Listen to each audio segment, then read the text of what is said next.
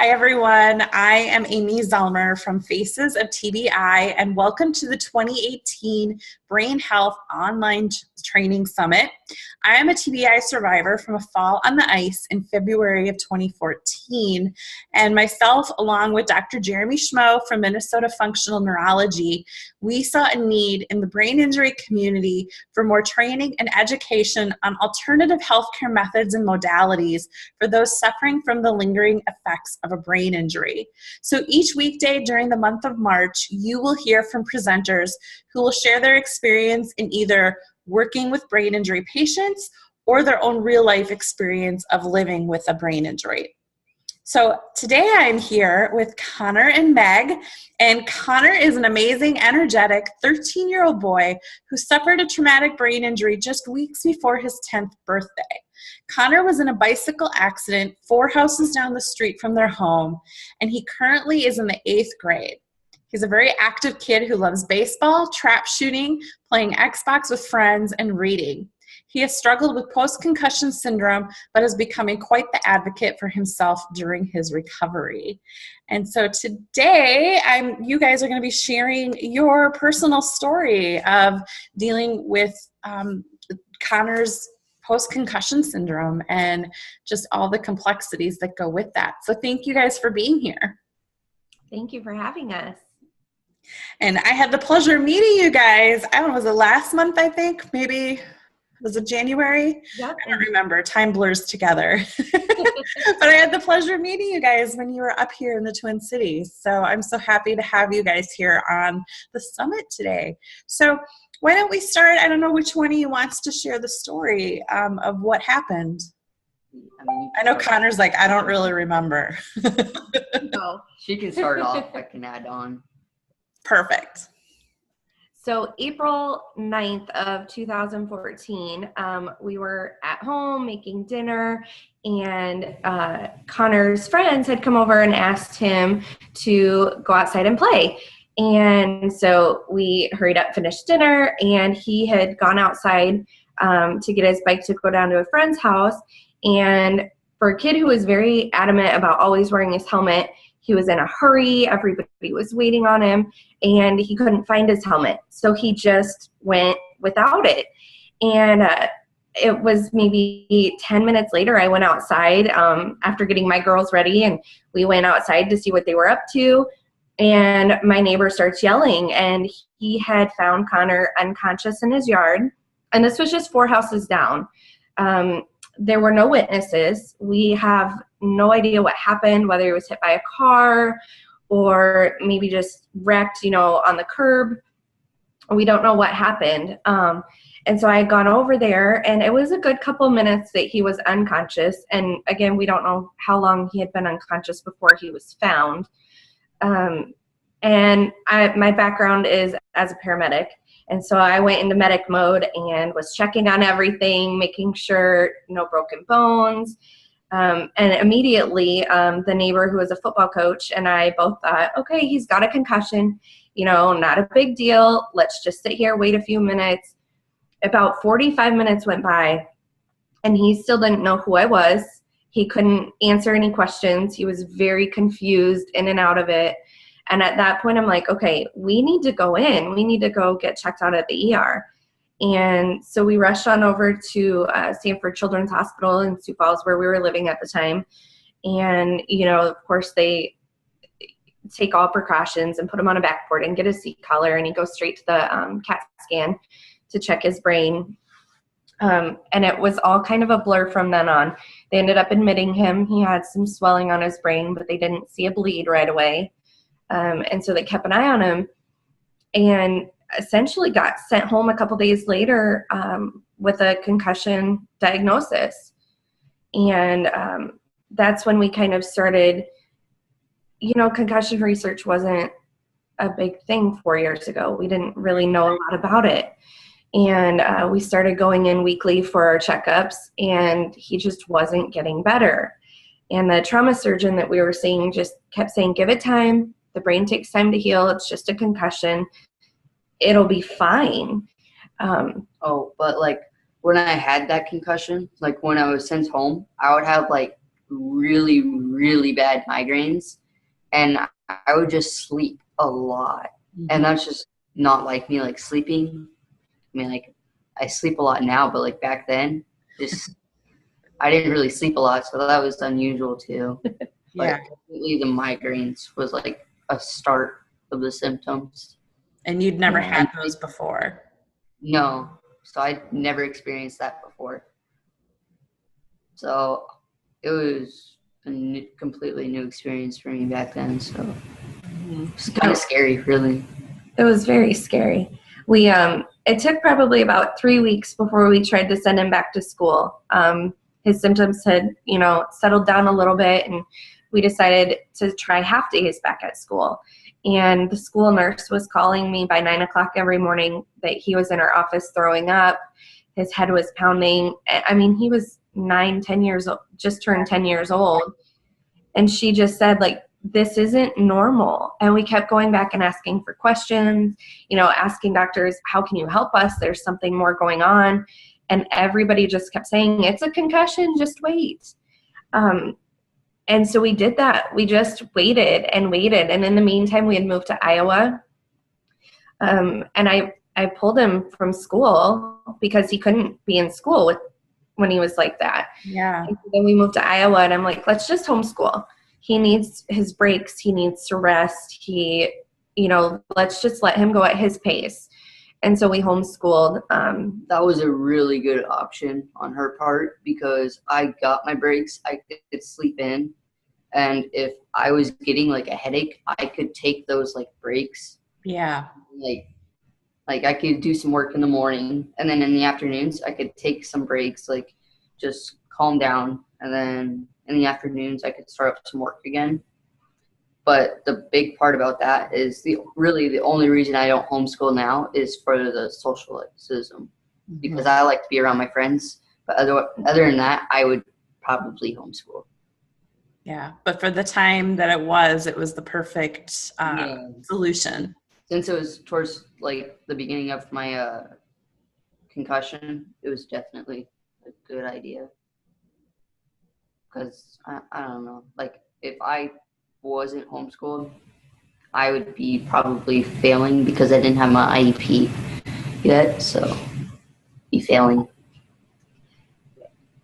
So you moved to Iowa and started homeschooling. And did you find a new doctor then when you moved? And then what happened? We did, yeah. We went to Blank Children's Hospital here in Des Moines and found Dr. Gutu, who's the neurologist. And he was wonderful. He took the time to sit down and really get the history and really look at his symptoms and, see what our options were. So we did a follow-up scan. We did some other testing. He immediately found a need for physical therapy, occupational therapy, speech therapy. So we did all those routes. But for the first time, we felt like we had options and that there was things we could try. And so we did that. And then it got to a point where that wasn't really helping. It would help a little, but it wasn't getting the progress that we thought we should, being 1 year, 2 years out from his injury.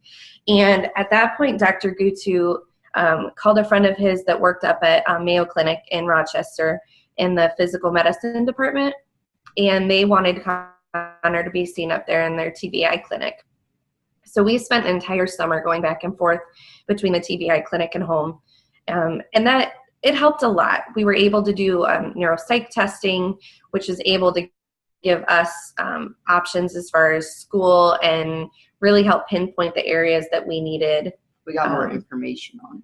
We got a lot more information and things to help us cope with the symptoms. And so we did that. They also did more speech therapy, gave us home exercises, a lot of different things that we could do between home and up at Mayo. That was wonderful. But again, we weren't seeing quite the progress that we felt like we should. You get to that point where so many people are looking at you and they're like, really, after 2 years, you're not better? This is all from a concussion, Right. Which I know you're familiar with that. It's so frustrating because, it's obvious there's still issues that need addressed. And we just really weren't getting all of the help that we needed or that we thought was available to us. But even then, 2 years ago, there wasn't a lot of options that we were aware of. It wasn't talked about as much as it is now. Mm-hmm. And so it was really trying to find the best option for him. So, Connor, were you in any sports or activities when you had your accident? I was in football for about 2 years. Baseball, basketball. Baseball, basketball, like all of that. I was like really active. Football, I don't know. I only did that for 2 years. I was a little guy, so I was kind of scared. I don't did that very often. I didn't do that as long as I. But then you had a concussion, and we made a decision as parents. Once he had that initial concussion, we knew that football wasn't a great option for him because he was still symptomatic. And he was only 10 at the time, and so we just never let him play football. That's a decision we made as a family. That's not an option at our house. He did try to go back to basketball and baseball, but then suffered a couple more concussions. So I think we've had four concussions since that initial bike accident. Yes. So that has, made the symptoms that much worse. And so we've had to struggle to get that corrected and figure out what we needed to do. And so now, when do you end up going back to school opposed to homeschool? 2 years in, so his 6th grade year, we had moved, and he decided he wanted to try public school again. And so that's when we met with the school, and immediately I knew we needed accommodations. I had done enough research. I knew the accommodations I had been making at home, and we needed that to transfer over to the public school system. So we got the AEA involved immediately, and we got a 504 plan put in place, which gives him accommodations throughout the day. As far as taking breaks, we know that he needs multiple breaks throughout the day just to let his eyes rest and to let his brain relax and, take that focus off the board so he's not staring at the board. Stimulation, for sure. Mm-hmm. To get, just to calm down.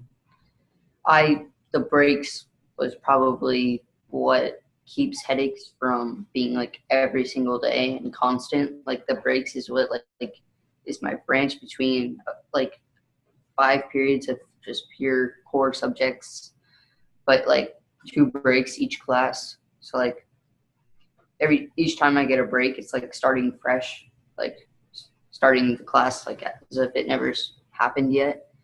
So that's the best part about the 504 plan. Mm-hmm. The breaks they make you feel refreshed enough to go back. Yeah, it's probably the best word to describe it. It definitely helps him make it through an entire day of school. Without that, we wouldn't make it a full day. And even the 504, it has its restrictions. They can only do so much. And what we found, the difference between a 504 and an IEP plan, which he has now, is the ability to document it so that I know the teachers are making sure he gets those breaks. They have to document it. They have to monitor his progress with the IEP. He has set goals he has to reach. And so that's nice for us to make sure that it's getting done. Mm-hmm. So we've ran into issues where he wasn't allowed his breaks, or it wasn't a good time, or they weren't shortening his schoolwork, or, lots of issues like that. And making sure that it was consistent, because you can tell when he comes home whether that's followed or not, because his symptoms all start to come back, and it makes a huge difference. And so moving to the IEP plan was much more beneficial to him and his needs with school. But that took time. We're just now getting to a point where we have a really solid IEP and some fantastic teachers who are making sure they help him all day long. So it was really hard for me as a mom to send him off to school and hope that they're going to take care of him, and, keep him healthy. And so it really helps now to know that all that stuff is in place and everybody knows what they should be doing. It makes a huge difference. Especially because you moved to a whole new school district. So these weren't even teachers that knew him before. Yes. So I can see that's even more challenging. Yes. It's very tricky. You look at him and he looks like a totally normal kid. He's super social, outgoing. And, the teachers forget that he has a brain injury because he looks fine. And then you add in the factor that they didn't know him before his injury. Yeah. And so it's really difficult for them. And we all need those reminders. Mm-hmm. And I don't really remember before my head injury, what it was like without the headaches. Honestly, I think I've adapted, my body's adapted to the headaches. So I'm sure I have headaches, but don't notice them because they're just so norm for me. Yeah, you forget how it feels to be strong and healthy and feel good. Mm-hmm. Yeah, you do. I get that. And, and I get for teachers, it's complicated because, one kid could have 3 concussions and doesn't seem to need accommodations. And then another kid can have just 1 and need a lot of accommodations. They have a lot of issues. So I get where it's really challenging to understand, especially when you haven't experienced it yourself within your own family. So I'm glad to hear that he is getting really good accommodations because sometimes I don't hear that and it makes me really sad. Yeah, we've had to fight really, really hard for it. But now that we have that solid plan in place, it makes a huge difference. And so now he's almost 4 years out. Yep. Correct. And so you went to Mayo and you've done some other, you've done some other therapies. What has worked? What has helped him get to where he is today? So when we moved down here to Indianola, we met the Easter family, Zach Easter's family, and they started the group CTE Hope. And they had a forum one Sunday, and my husband and I decided to go check it out and just hear more about Zach's story. And that's when we first realized, there's a lot of options out there, and there's groups of people who want to help us and help athletes get back to playing sports, get back to going to school, to being healthy and happy again. And so we met CTE Hope and we reached out for help. And that's when we met Sue Wilson, who has sat down and done a lot of work with us on nutrition and the right supplements. And so that was our first big transition, was to get the nutrition under control, because it all starts with that brain-gut access. And when we found that and started working with Sue, and we started to see improvement in how he felt every day, she introduced us to functional neurology. And we weren't familiar with that at all. I didn't know that even existed. And so then we went to a functional neurologist, and it was pretty amazing to see that immediate results. They start to do some testing and you feel validated in these symptoms, and they have ways to help that. And for the first time, we actually felt like we were on the right path and with somebody who could help us. And, Dr. Schmo, we did that week-long intensive, and it was just amazing to see the progress from, even the morning of day 1 to the afternoon of day 1. Yeah. And just to see how much he could help.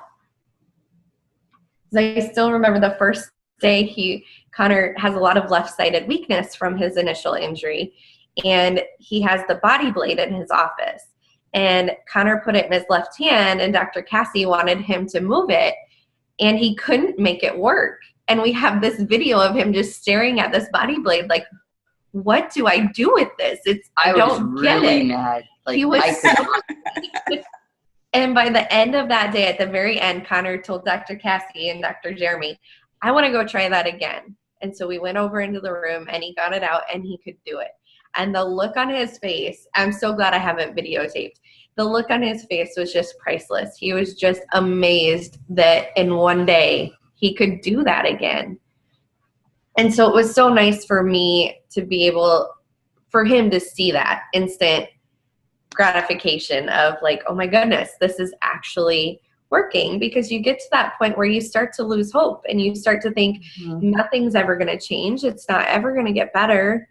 And that's not true. There's some really awesome people out there who can help. And it's just about finding that right care team who really truly care about brain injuries and helping you get better.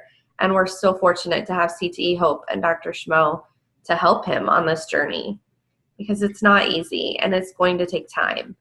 And how far along was he when you finally found functional neurology? He was 3 years. 3. Yep. And I like to just kind of like reiterate that, because like for me, I was 2.5 years and I had pretty much given up that I would be able to improve anymore. I was like, okay, I guess this is the best it'll be. And then when I started working with Dr. Jeremy, and I mean, it was profound. Like in 2-3 days, it was just like this amazing turnaround. And it's like, why doesn't anybody else know about this? You know, it's like, it's so frustrating because there's someone who truly can help. And it's so hard to find that person, you know, like in my case, he found me. And in your case, you know, you happened to find CTE Hope that connected you. And, you know, I think that's why, you know, I'm so passionate about doing what I do, because I want other people to know that there's doctors and there's therapists and there's all these different modalities that we're learning on this summit that can help. And you're not alone, you know, and there is hope. Yeah, absolutely. I mean, we had seen so many different medical providers over the years that have just said, like, this is probably the best it's going to be. We sat in one doctor's office one day and he looks at me and he goes, it's been 3 years. Like, if he's not better now, he's not going to get better. And I'm sorry, my child's 13. I'm not going to settle for that. There has to be more we can do. And you know, it was just perfect timing when CTE Hope just kind of came into our lives, and Sue and Dr. Schmo, and they just came to us at a time when we really, really needed it. Mm-hmm. And it's frustrating that there are so many doctors out there who still just don't understand concussion and neuroplasticity, and, you know, to even be telling people that, oh, this is the best you're going to be, because that's what I had heard too. At the 1 year mark, I was told, well, it's a year, so you might not improve anymore. And to know what I know now, to look back at that, it's just like, that was a neurologist. Like, how do they not understand? And, you know, that's why we have to have summits like these to help educate and lift everybody up in the healthcare profession. So, Connor, what was it like for you? So, you know, we had the Body Blades story, but what was it like for you that week to see the improvements? It was different because I've seen plenty of doctors before him, and genuinely, I was not happy to be there because I thought they'd be the same as any other doctor. I just didn't see any way that it could help me, but it's helping. It really is. Headache-wise, symptom-wise, it's helping. And hearing this from me, like if I was another kid, hearing me say this, I probably wouldn't believe them. But, I mean, I didn't believe anybody else, really. But this is helping me. And, yeah. And you can't deny the progress. I mean, your balance is better. Your headaches are better. Mm-hmm. Just from us looking at him, he had a left eye droop. He had a head tilt, like his head just naturally tilted to the side. And I didn't even notice that until Dr. Schmo pointed it out. And now I can tell if he's been slacking on his exercises because that's one of the first things to come back. And so it's pretty amazing to see that type of progress, and to see, you know, what he did in a 1-week intensive is more than anybody else had ever done for us in 3 years. Mm-hmm. That's amazing. Yeah. And, you know, Connor, like going in there so reluctant and not wanting to be there. And I get that. Like, that's where I was at too. I didn't even want to go see Jeremy. I was like, you know, what's he going to do? Nobody else has helped me. You know, like you get to this point where like you've just been repeatedly told that you're not going to get better. Nothing we can do. There's nothing more we can do. Just learn to deal with it. And, you know, you start to believe it. And so I totally get that reluctance because I had the same thing. When my mom told me that I was going to go see him, and I was annoyed. Like, I was not happy about it. She made that very clear. No, I was not happy about it because I just didn't think that there was anything that they could do. Like, I don't know, grew on it kind of, and I just thought it was a waste of time. And I don't know, like, people seeing Jeremy think it would definitely help them. But, like, you just have to find that right provider, and it may be different for every person. Yeah, for sure. Because, like, the 15 other doctors I've seen didn't really do anything. I mean, like, the physical therapy helped for, like, that day. The next day I could have a headache. And I wanted somebody else, just maybe not me, but Jeremy helped me. He's helped other people. And we needed a physician, you know, a doctor that could really relate to him as a young boy, an athletic boy. And the fact that Jeremy has been on this journey himself makes him such a great provider. He just truly, he gets it. And he puts... That's what makes him stand out from the other doctors. He understands, like, what we're going through, symptom-wise, pain-wise, pretty much everything there, because he's experienced that himself. Other doctors just go off of medical training and science. So yeah. It's and definitely... he validates, you know, he totally validates what you've been feeling. Because, like, I know I felt like I was crazy. Like, every doctor made me feel like I must be making it up. And he totally validated it. Nope, this is really what's happening. So. Yeah. Anything more either of you want to add? How are you doing now? You said your headaches, you don't really notice them as much anymore. They're definitely not daily. I still have 1, maybe 2 every week.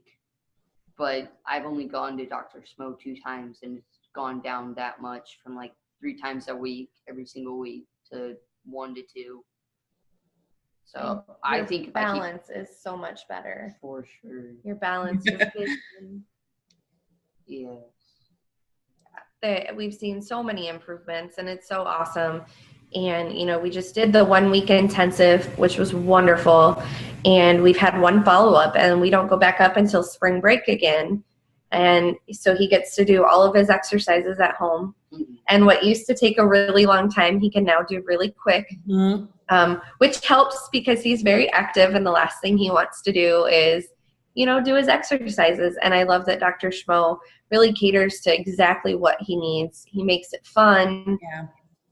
And it's stuff that he can do. You know, the figure 8s he can do under his desk at school when he's struggling and he can feel a headache coming on. He can start doing some of that stuff, and it really helps. Yeah, that's awesome. And I'm so glad to know that you're doing better, Connor. And it was really cool meeting you guys when you guys were up here. Yeah, that was such a fun surprise. Yeah, I had no idea. It was really cool that we ran into each other. So thank you guys so much for being part of the summit and sharing your story and your journey. Thanks, Amy. Thank you. And thank you everyone for watching. I hope that you've really enjoyed this episode and hearing Connor's journey. And just remember, every weekday during the month of March, you will get your email with that day's presentation. If you're not able to make all the live presentations, you can purchase all the recordings for just $29 with the proceeds going to the Brain Injury Association of America. So thanks everyone, and I'll see you in the next episode.